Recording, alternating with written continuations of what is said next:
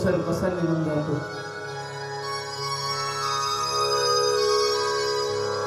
एक गजानन महाराजांचा खूप भक्त होता, लक्षात असू द्या.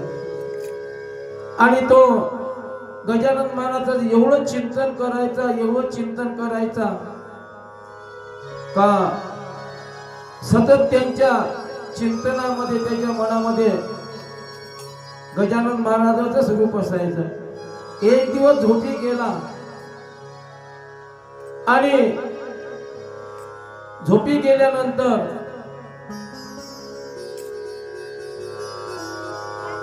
त्याला स्वप्न पडलं. त्या स्वप्नामध्ये गजानन महाराज आले. गजानन महाराज आल्यानंतर गजानन महाराज त्या भक्ताने म्हणतात, तरी भक्ता, हे भक्ता, तुला मी 9,000 रुपये देतो, नाही का. तो भक्त म्हणतो, कोणाला? गजानन बाबाला. नाही गजानन बाबा, तुझी आराधना करतो, भक्ती करतो, मला 9,000 नाही, पुरे 10,000 कर ना, 10,000 दे. गजानन बाबा म्हणतात, नाही 10,000 नाही देत, तुला 9,000 देतो. आणि तो भक्त म्हणतो, देशील तर गजानन बाबा 10,000 दे. गजानन बाबा म्हणतात, घेशील तर 9,000 घे. हे 9 म्हणतात, हा 10 म्हणतो. ते 9 म्हणतात, हे 10 म्हणतो. 9, 10 करता हा झोपलेला जागी झाला.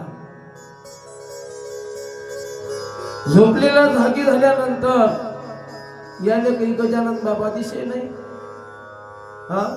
आणि 9,000 दिसे नाही. तो म्हणे, मग आता अरे गजानन बाबाही नाही, 9,000 नाही, आता कसं करावं. मग आपल्याला आपण म्हटलं असतं का 9,000 घेतले असते तर आज 9,000 असते. मग तो झोपण्याचे प्रयत्न करतो, झोपी जाण्याचे.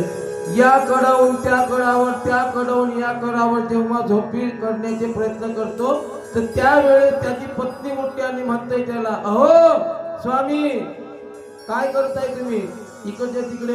अगं म्हणते, तुला सांगू का, मी झोपवेमध्ये गजानन बाबा आले आणि ते म्हणत होते मला, हे भक्ता, माझी भक्ती करतात तर हे 9,000 देतो मी तुला.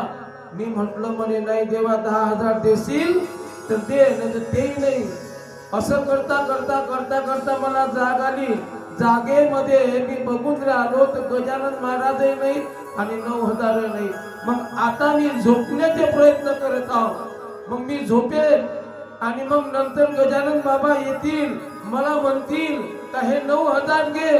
मी म्हणन, बाबा 9,000 तर उद्या 8 द्या, पण द्या. हा झाला दृष्टांत. या मागचा सिद्धांत असा आहे. बरं, झोपेलही तो, लागेल झोप त्याला.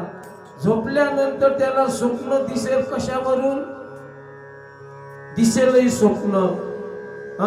स्वप्नामध्ये गजानन बाबा येतील. कशावरून येतील? कशावरून? अरे ज्या वेळेस तुला मागायचं होतं त्यावेळेस मागितलं नाही, वेळ गेल्यानंतर तू, नाही का, एकदा अवसर होता मागण्याचा तुझ्याकडे, तू अवसर गमावला. त्यामुळं आता ती संधी तुला प्राप्त नाही. गोपाल कृष्ण भगवान की जय. म्हणून जीवनामध्ये हे आयुष्य भेटलं आपल्याला. जीवनामध्ये हे आयुष्य मिळालेलं आहे आणि त्याचं संधीचं सोनं करून घ्या. त्याचं काय करा, संधीचं सोनं. भाऊ थोडा आवाज कधी पूर्ण वाढवून द्या, म्हणजे असं भरल्यासारखं मला वाटतं, खुलून द्या थोडसा. संधीचं सोनं करून घ्या, एवढा तरी असला तरी चालेल. कारण हा अवसर आहे आणि अवसर एकदा गेला तो कधी येत नाही. तसंच हा नरजन्म आपल्याला मिळालेला आहे, नाही का. आणि पुन्हा तुम्हाला मिळणार नाही, म्हणून याच संगतीचं सोनं करून घ्या. नाही का? काल मी तुम्हाला